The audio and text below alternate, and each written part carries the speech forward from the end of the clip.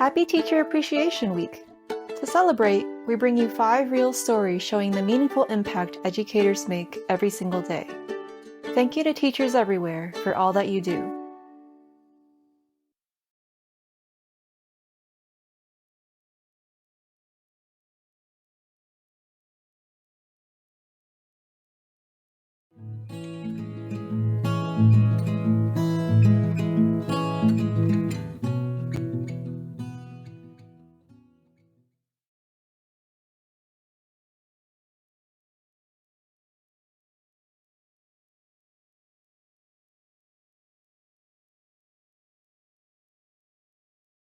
You're running into a burning building and you hope to God that you're going to come out on the other side. It's not a feeling I thought I was going to have teaching.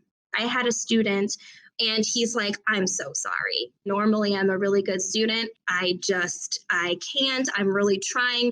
And so I said, okay, let me tell you the truth. I just can't either. I want you to know that what you're doing isn't wrong. It's human. They just want to hear like everything's going to be okay. We're here together.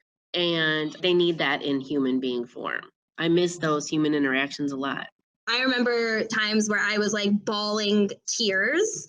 And something I've always admired about you as a teacher and just as a person is you have this unique ability to, even in the darkest times, just tell people it's going to be okay. Your biggest gift to me is just being supportive and reminding me that I am this person, because it's been unclear sometimes. And I don't think without your energy I could have made it teaching through this whole pandemic. I'm extremely thankful that we shared this time together. And I just appreciate you so much.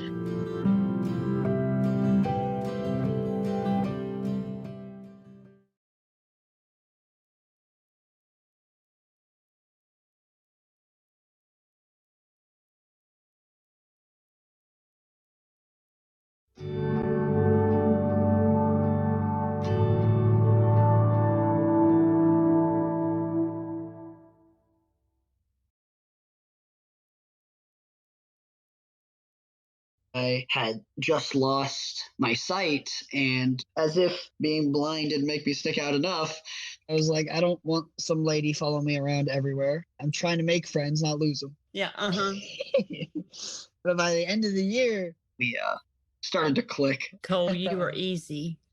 I'll never forget. And I couldn't go up the stairs. And I was like, oh, I'm getting old. And you're like, how old are you, Miss Rue? Because I've got 3 more years of school and I just want to make sure you're going to make it.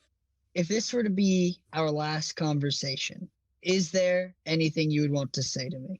Oh, Cole, you saved my life. 4 years ago, it was a dark time. And you gave me a purpose to get me through.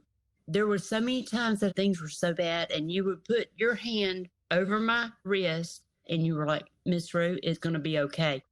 One of the things that you taught me about is a Circe. Just a Southern term for surprise. Right. A gift that you aren't expecting. I think out of all the Circes that you gave me, you being in my life was the biggest Circe that I could have asked for. I told you not to make me cry. I'm sorry. I love you, and thank you for getting me through high school.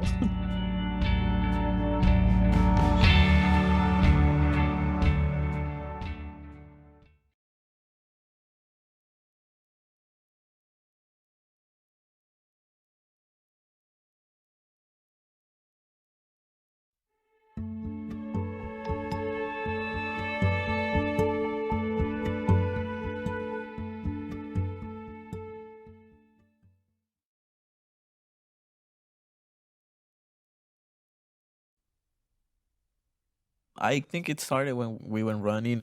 I had come here recently, and we basically just talked about what I used to do in Mexico. And after that, of course, you joined the running team and became one of the best runners at school. I remember you saw me running on a pair of soccer shoes, and you told me, "Are you running in that?" But then you decided to help me, and you bought me that pair of shoes. I felt like crying because nobody had done such a great thing for me. And that's when I started to know that you would always help me. Probably because I see a lot of me and you. Well, we went through the same things in life. Yeah, coming from a family that doesn't have a lot of money, worrying about your parents not being able to pay the rent. Remember that one time that you got very emotional in my classroom after school? Yeah. I just felt like I needed to let it out. And you are the only teacher who I trust and I feel confident talking to. I always thought of being a teacher, but I didn't know what a good teacher and a bad teacher was until I saw the way you taught. I would love to mentor you when you start teaching. And I think that you're going to make a great teacher. And I definitely look forward to a long friendship with you. It's pretty amazing the way you are, not only as a teacher, but as a person too.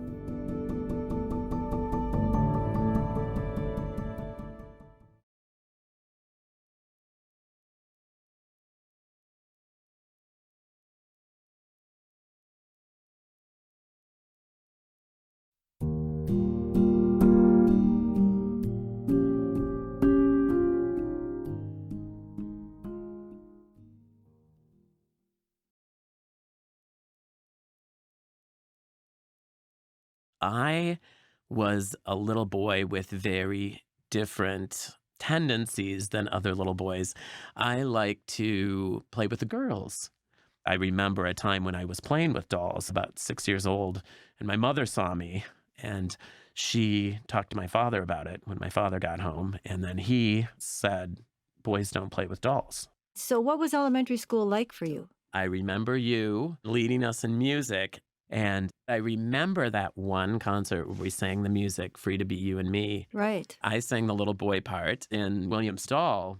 William's doll dealt with him wanting to play with the doll and everybody saying no. And suddenly I realized, wow, this isn't just me. I couldn't be the little kid I wanted to be. I wasn't supposed to like dresses and all these things I liked. And singing that song gave me a voice. And you probably had no idea the impact you were making. I mean, as a teacher, you don't know how you might have influenced. And in this case, not in any way that I would have expected. You didn't expect the soloist in 1974 to turn out to be a big drag character. No, I can't say that I did, but I must have recognized a voice in you. It's been so amazing to hear about the feelings of this little boy. It's just so rare you get a chance to say thank you, so thank you. You're very welcome.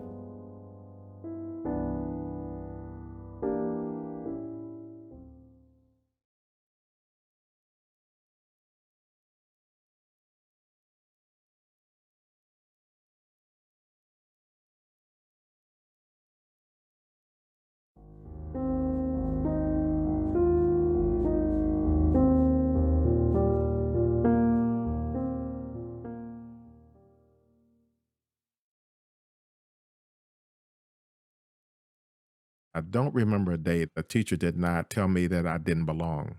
We'd have a test and they'd stand over me and then just snatch the paper out from us and say, "Time's up." So the first report card, I got all Fs. But I was home one evening. There's a knock on the door, and it's my 7th grade science teacher from the black school, Mr. Hill. He said, "I understand that you're having some trouble. What I need you to do is to come to the junior high school after school every day and Saturday mornings." I said, "Yes, sir." And so every day, waiting for me would be Mr. Hill with assorted other teachers, and they tutored me. And once I got past those Fs, I stopped doubting myself. But no matter what I did academically, I never had a conversation with the counselor at the high school about going to college. And during my senior year, I got a letter saying, "You've been awarded a scholarship." So I ended up going to Howard University. 37 years after high school, I'm at my older brother's funeral talking to Mr. Hill. And I said, "You know, Mr. Hill, I don't know how I got the scholarship because I never even applied for it." And he said, "I filled in the application and sent it off for you." So Mr. Hill stepped in and I believe saved my life. And that's the ignorance of youth and the wisdom of age. When you look back on it, you say, how did I get here? How did I make it? Because